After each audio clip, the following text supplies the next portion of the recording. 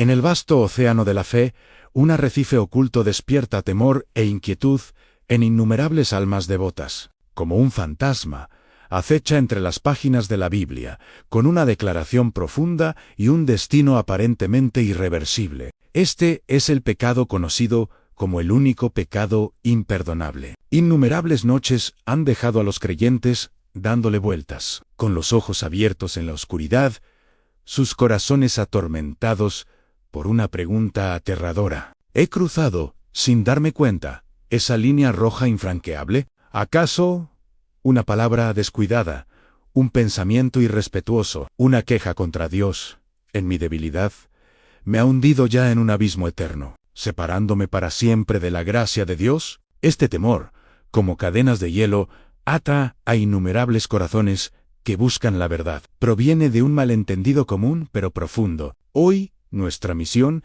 es disipar esta niebla centenaria y explorar la verdad de este asunto de la manera más clara y directa. Regresaremos al origen del incidente, analizando a fondo el contexto de las Escrituras y explorando la voluntad de Dios. Esta verdad puede trastocar su comprensión previa, pero en última instancia les traerá una liberación y una paz sin precedentes, porque la mayoría hemos malinterpretado este grave pecado. Regresemos primero a la escena histórica, al origen de toda la controversia. Era una tarde polvorienta en un pueblo de Galilea, lleno de gente. La fama de Jesús se había extendido por todas partes. Sus enseñanzas tenían una autoridad sin precedentes, y sus milagros estaban llenos de un poder sobrecogedor. Ese día, la gente trajo a un hombre profundamente lastimoso. Estaba poseído por un espíritu maligno, completamente despojado de la luz de la vida. No podía ver la luz del mundo, no podía expresar su dolor con palabras,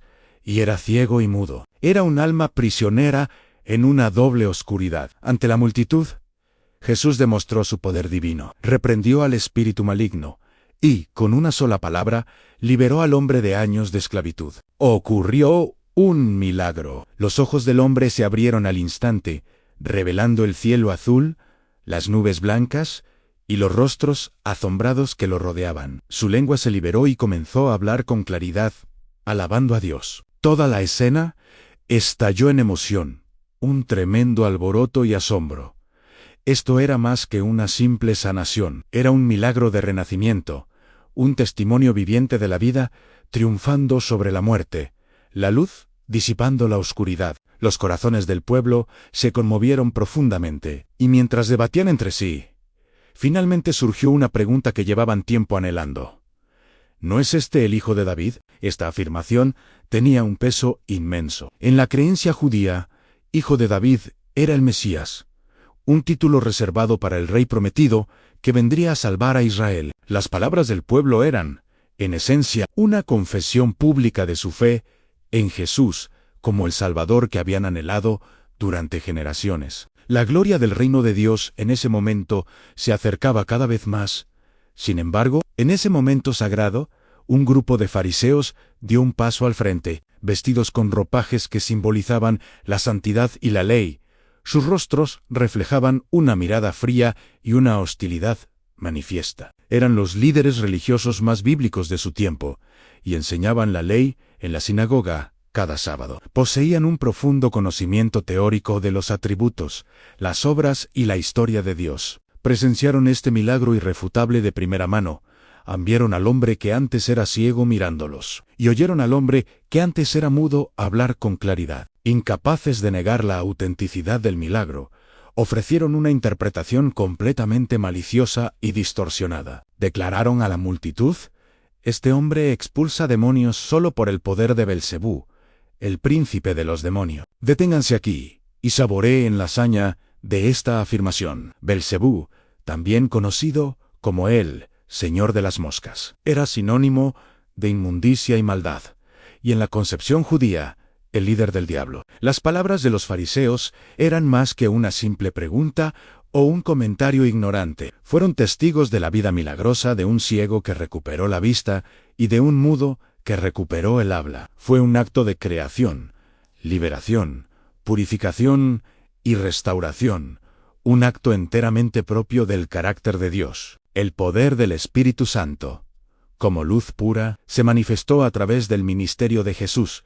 Sin embargo, estos líderes religiosos endurecieron sus corazones, distorsionando y calumniando deliberadamente la suprema bondad y belleza del poder del Espíritu Santo, considerándolo una fuerza maligna del diablo. No era que no pudieran ver la luz, sino que señalaron el sol del mediodía y dijeron que era la oscuridad más profunda. No era que no entendieran el bien, sino que deliberadamente definieron el bien supremo como el mal supremo. Sus corazones, cegados por la envidia y el ansia de poder, estaban dispuestos a confundir el bien con el mal, llamando cebra a un caballo para mantener su posición. Ante este escalofriante escenario, Jesús se volvió, discerniendo sus corazones malvados, y pronunció palabras que han infundido temor en incontables generaciones desde entonces. De cierto os digo, en todos los pecados y blasfemias serán perdonados a los hijos de los hombres, y a cualquiera que pronuncie una palabra contra el Hijo del Hombre,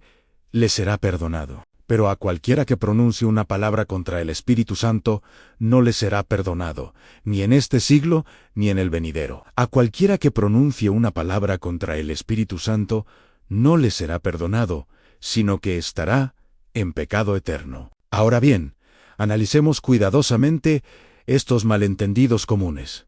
El primero, y más común, es que la blasfemia implica pronunciar ciertas palabras obscenas o irrespetuosas, que maldicen al Espíritu Santo. Muchos creyentes sensibles y temerosos de Dios, en momentos de extrema debilidad, ira o baja fe, pueden experimentar pensamientos incontrolables de falta de respeto hacia Dios, incluso profiriendo quejas con dolor. Entonces caen en un inmenso temor y autocondena, creyendo que han cruzado una línea imperdonable y que ahora están abandonados por Dios. Sin embargo, esta comprensión es completamente errónea y subestima en gran medida la amplitud y profundidad de la gracia de Dios. La Biblia está llena de ejemplos de Dios perdonando incluso traiciones y confrontaciones aparentemente severas. Considera al apóstol Pedro, uno de los discípulos más cercanos de Jesús, en la última cena. Juró que incluso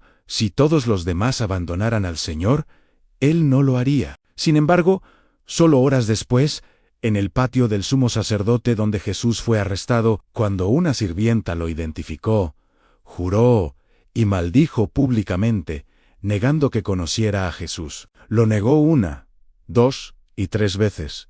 La última vez incluso añadió maldiciones. En cierto sentido, ¿no fue esto una profunda negación e insulto al Espíritu Santo, que estaba con el Señor? Rechazó al Señor, con quien había pasado 3 años. Pero cuando el gallo cantó, Jesús se volvió y lo miró. Recordó las palabras del Señor y salió llorando amargamente. Su arrepentimiento fue genuino y desgarrador. Y después de su resurrección, en el mar de Tiberíades, Jesús no lo reprendió, sino que 3 veces le preguntó con ternura: Simón, hijo de Juan, ¿me amas? Y 3 veces le confió la importante tarea de pastorear la iglesia. Aunque el pecado de Pedro fue grave, su arrepentimiento le trajo perdón y restauración completos. Consideremos también al apóstol Pablo, antes Saulo, el enemigo más despiadado de la iglesia primitiva. El libro de los Hechos lo describe como profiriendo amenazas y palabras asesinas contra los discípulos del Señor. Creía ser celoso de Dios, pero en realidad se oponía fervientemente a la obra explosiva del Espíritu Santo en la iglesia primitiva. Ató y encarceló a innumerables cristianos, tanto hombres como mujeres, e incluso aprobó sus ejecuciones. Si alguna vez hubo una persona cuyas acciones fueron directamente hostiles a la obra del Espíritu Santo, Saulo fue sin duda el epítome. Sin embargo, cuando fue alcanzado por la luz de Cristo resucitado en el camino a Damasco, y escuchó la voz que le decía: Saulo, Saulo, ¿por qué me persigues? Su vida se transformó por completo, se arrepintió y se convirtió en el mayor apóstol de la historia, difundiendo el Evangelio por todo el mundo gentil. Sus pecados, por graves que fueran completamente perdonados en el momento de su conversión. Se lamentó en su carta a Timoteo: soy el peor de los pecadores, pero recibí misericordia,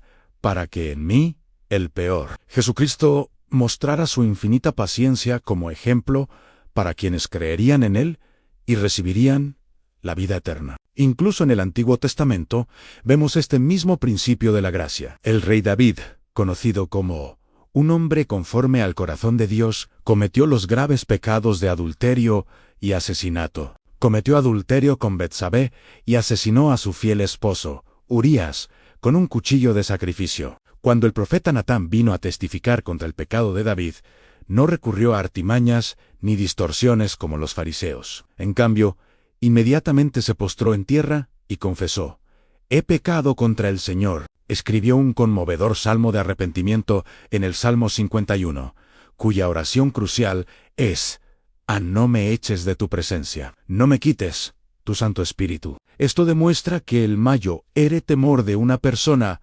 verdaderamente arrepentida no es el castigo, sino la pérdida de la presencia de Dios y del Espíritu Santo que mora en ella. Finalmente, Dios lo perdonó. Por lo tanto, debemos comprender claramente que el pecado imperdonable no es una sola palabra o acción aislada, un desliz fortuito, ni siquiera un mal pensamiento fugaz de debilidad. La gracia de Dios es mucho más profunda y amplia de lo que imaginamos. Su preciosa sangre es suficiente para limpiarnos de todo pecado, como promete Juan, si confesamos nuestros pecados. Él es fiel y justo para perdonarnos nuestros pecados y limpiarnos de toda maldad. Esta promesa está abierta a todos los que estén dispuestos a arrepentirse. Entonces, si no se trata de palabras y acciones específicas, ¿cuál es la verdadera naturaleza del pecado? Para comprender esto, debemos comprender los roles únicos del Padre, el Hijo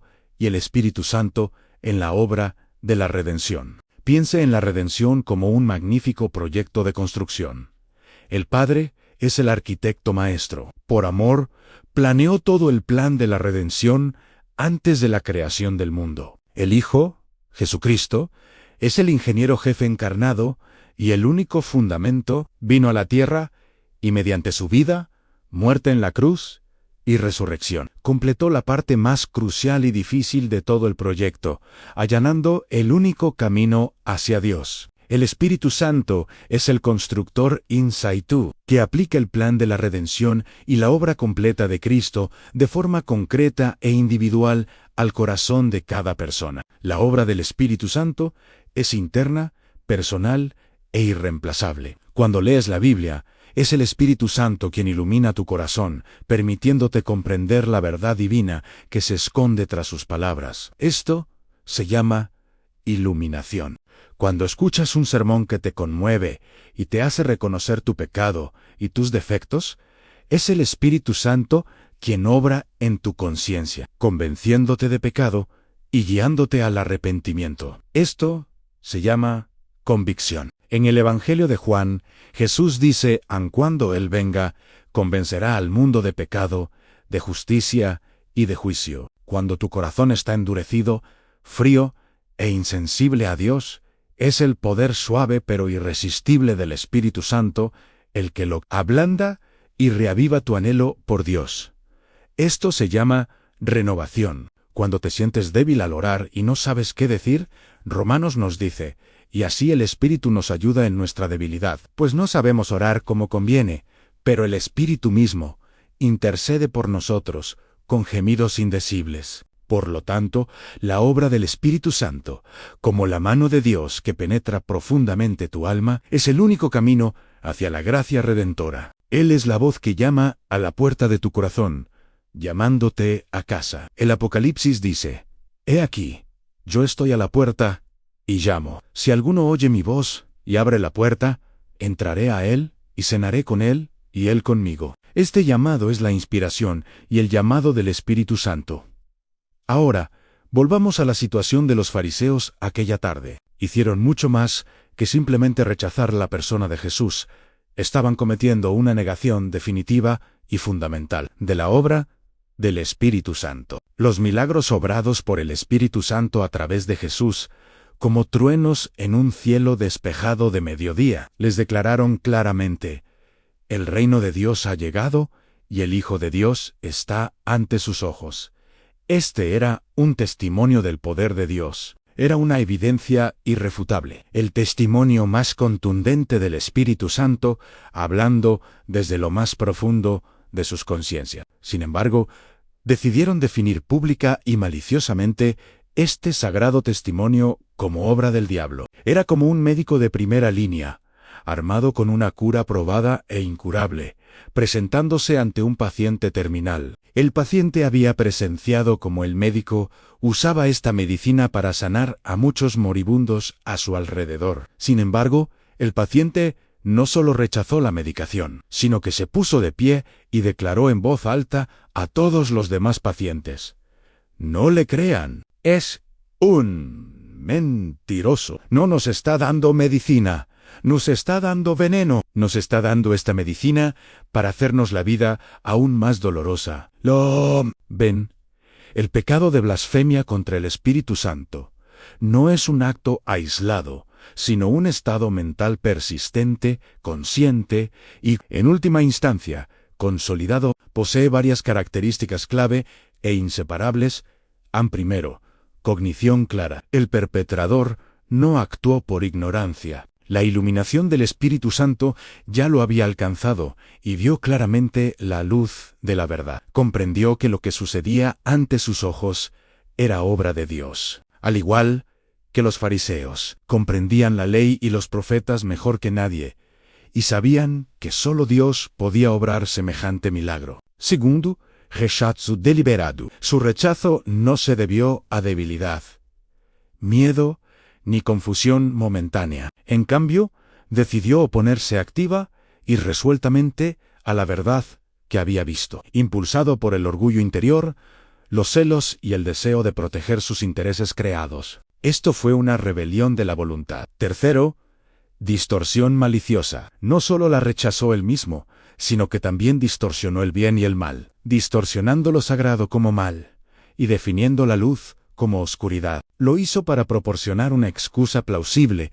para su propia incredulidad. Con mayor malicia, intentó impedir que otros creyeran, arrastrando a la destrucción. Cuando una persona persiste en este comportamiento, su corazón experimenta una transformación aterradora. Cada vez que el Espíritu Santo la ilumina, cierra los ojos. Cada vez que la inspira, endurece la cerviz. Con el tiempo, su corazón, como un hierro candente, perdió toda percepción espiritual. Ya no podía oír la voz del Espíritu Santo. Ya no podía sentir sus inspiraciones. Su conciencia quedó completamente insensible, su capacidad de discernir el bien y el mal completamente destruida. El autor de Hebreos advirtió: «Si hoy oyen su voz, no endurezcan sus corazones». El resultado final del continuo endurecimiento del corazón es la pérdida de la audición. En ese momento, entró en un estado de no arrepentimiento. Observemos la secuencia lógica, clave para comprender todo el asunto. No era que Dios no estuviera dispuesto a perdonarlo, sino que él mismo había perdido por completo la capacidad y la voluntad de buscar el perdón. El único requisito para el perdón es la confesión y el arrepentimiento. La confesión y el arrepentimiento son en sí mismos el resultado de la obra del Espíritu Santo en el corazón humano. Sin la iluminación del Espíritu Santo, las personas no tienen idea de que son pecadoras. Sin la inspiración del Espíritu Santo, carecen del poder para alejarse del pecado. Cuando rechazas completa y permanentemente al Espíritu Santo, el único que puede convencerte de pecado y concederte el arrepentimiento, y lo etiquetas como el diablo, personalmente cortas toda conexión con la fuente del perdón. Es como una persona que se ahoga en una inundación violenta, y un equipo de rescate le lanza un salvavidas. Empuja repetidamente el salvavidas, gritando a todo pulmón, a todos a su alrededor: «Es una piedra. La están lanzando para matarme». Finalmente, se hunde hasta el fondo del agua. Su muerte no se debe a que el equipo de rescate no quisiera salvarlo, ni a que el salvavidas careciera de flotabilidad, sino a que rechazó el único medio de salvación y, hasta su muerte, creyó firmemente que el salvavidas era una roca. Murió por su propia terquedad y distorsión. Entonces, ¿por qué dijo Jesús: «No hay perdón, ni en este mundo, ni en el venidero»? Porque una vez que este estado de dureza de corazón alcanza su punto máximo e irreversible, se convierte en el estado eterno de la persona. Ha tomado su decisión definitiva, completamente cerrada por dentro, y ha tirado la llave. La luz de la gracia del Espíritu Santo ya no puede penetrar la oscuridad absoluta que ha elegido. Incapaz de arrepentirse en esta vida, naturalmente cargará con el destino eterno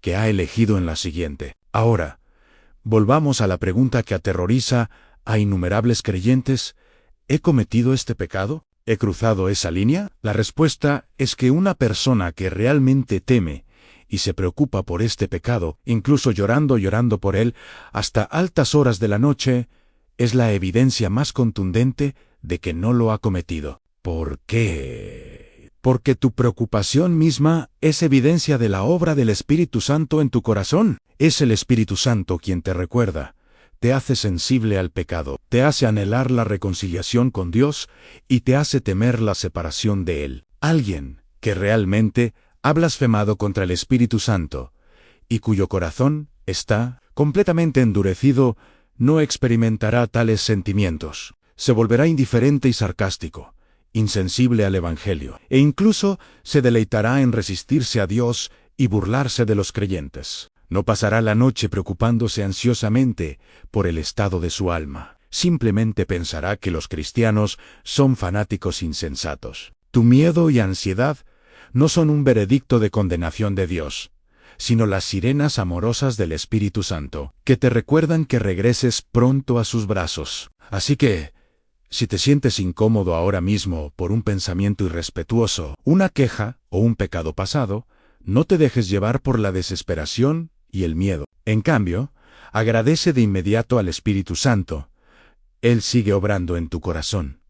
No se ha dado por vencido contigo. Sigue llamándote con su suave voz. Tu ansiedad es un recordatorio de su amor. Debes acercarte de inmediato al trono de la gracia de Dios y, como el recaudador de impuestos, golpearte el pecho y clamar: Dios, ten piedad de mí, pecador. Admite tu debilidad y ora por su limpieza y perdón. La promesa de la Biblia es inquebrantable, ansí confesamos nuestros pecados. Él es fiel y justo para perdonar nuestros pecados y limpiarnos de toda maldad. Esta promesa está eternamente disponible para todos los que estén dispuestos a arrepentirse. Entonces, ¿qué significa la doctrina del pecado imperdonable para nosotros hoy? No es una espada de Damocles que pende sobre nuestras cabezas, destinada a intimidarnos y mantenernos en constante temor. Al contrario, es una señal de advertencia solemne y clara, al borde de la muerte espiritual.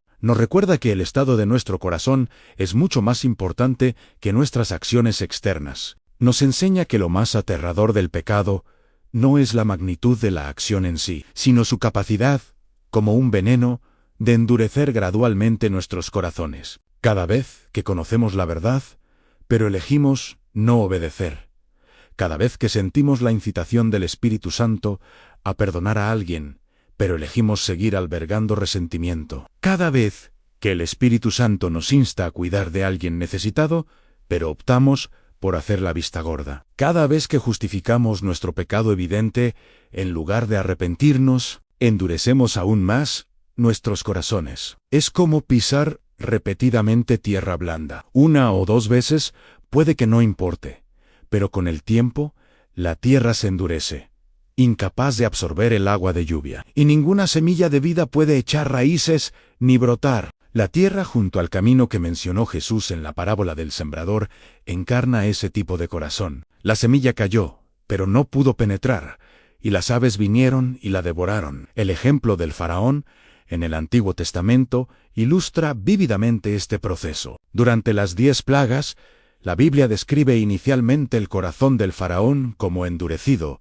una decisión que tomó, presenció milagros una y otra vez, pero rechazó repetidamente las peticiones de Moisés. Pero más adelante, la Biblia lo describe como el Señor endureció el corazón del faraón. Esto no significa que Dios obligara al faraón a pecar, sino que es una forma de juicio divino, cuando una persona elige endurecerse de forma persistente y activa. Dios la abandona, incluso confirmándola en su dureza, dejándola sin posibilidad de retorno, y finalmente llevándola a la destrucción. Este es un camino mortal de la dureza activa a la dureza pasiva. A la inversa, esta doctrina demuestra aún más la inmensidad de la gracia de Dios. Aparte de este estado de corazón definitivo, fijo y de rechazo definitivo al Espíritu Santo, no hay pecado que Dios no pueda perdonar. Los asesinos pueden ser perdonados, como Moisés y David. Los traidores declarados pueden ser perdonados, como Pedro. Los perseguidores despiadados de la Iglesia pueden ser perdonados, como Pablo. La mujer adúltera, rechazada por la sociedad, puede ser perdonada. Zaqueo, el despreciado recaudador de impuestos, puede ser perdonado. Incluso el ladrón crucificado con Jesús, quien había cometido innumerables malas acciones a lo largo de su vida. En sus últimos momentos, reconoció la soberanía de Jesús, diciendo: «Jesús, acuérdate de mí cuando vengas a tu reino». Jesús inmediatamente le prometió en desierto: «Te digo que hoy estarás conmigo en el paraíso». La puerta de la gracia de Dios está tan abierta que solo un tipo de persona no puede entrar, a quien se obstina en la puerta. Señalando la puerta abierta de la gracia, diciendo a todos los que desean entrar, no entren, es el infierno. Y permanece convencido de ello hasta la muerte. Así que, querido amigo, por favor, suelta esa pesada carga que llevas en el corazón. La línea del sin perdón no se cruza fácilmente. No es una trampa escondida al borde del camino, esperando a que los incautos caigan en ella. Es el final de un largo camino de negación y rebelión persistente. Dios no es un juez quisquilloso y condenador, que busca constantemente nuestras faltas para excluirnos de su gracia. Es un Padre amoroso que nos espera con ansias en la encrucijada. Un Dios que no quiere que ninguno perezca, sino que todos procedan al arrepentimiento. Su paciencia y espera superan con creces nuestra imaginación. De lo que realmente debemos cuidarnos no es de un solo desliz devastador y ocasional, sino de la pequeña, pero persistente, desobediencia en nuestro corazón. Es la mentalidad de sé que esto es correcto, pero simplemente no quiero hacerlo. Es el entumecimiento espiritual del Espíritu Santo.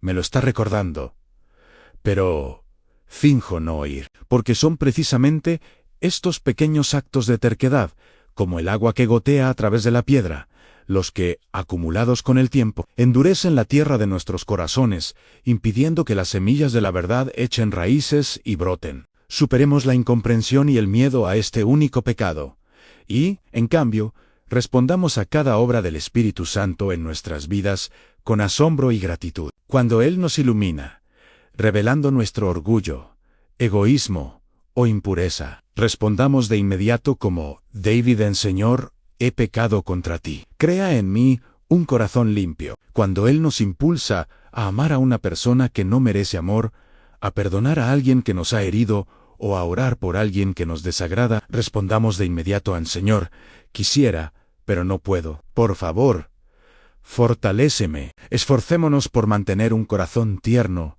abierto y humilde. Esta es la única manera de evitar un corazón endurecido. El Espíritu Santo es nuestro consolador, nuestro guía y el regalo más preciado de Dios para nosotros. Él es el habitante divino en nosotros. Blasfemar contra Él es rechazar este don y echarlo por tierra. ¡Qué tragedia! Abrazarlo y obedecerlo es emprender un camino bendecido hacia un conocimiento, una experiencia y una gloria más profundas de Dios. Hoy profundizamos en este tema que preocupa a muchos. La respuesta definitiva no apunta a una ley más estricta, sino a una gracia mayor.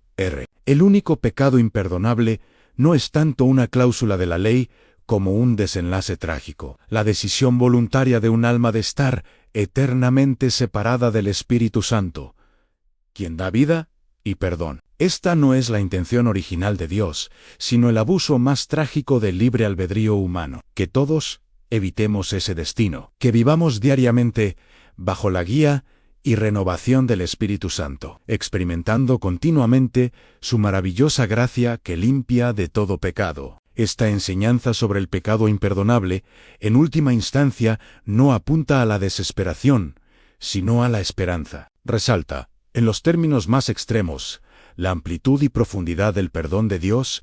Nos dice que mientras tengas un ápice de arrepentimiento, mientras tu corazón aún sienta un rastro de dolor por tu pecado, entonces, sin importar cuán grandes sean tus errores, sin importar cuán profunda sea tu caída, la puerta del perdón de Dios siempre estará abierta para ti. Deja de estar atado por conceptos erróneos, deja de ser atormentado por temores innecesarios, regresa a su gracia, porque hay perdón completo, paz que trasciende todo entendimiento y un amor que nunca falla. Si lo que compartís hoy ha disipado la niebla en tu corazón y te ha dado una comprensión y apreciación más profundas de la gracia de Dios, no dudes en darle a me gusta y suscribirte. Más importante aún, comparte esta luz con amigos a tu alrededor que puedan estar luchando con el mismo problema, para que la verdad pueda traer libertad y paz a más personas.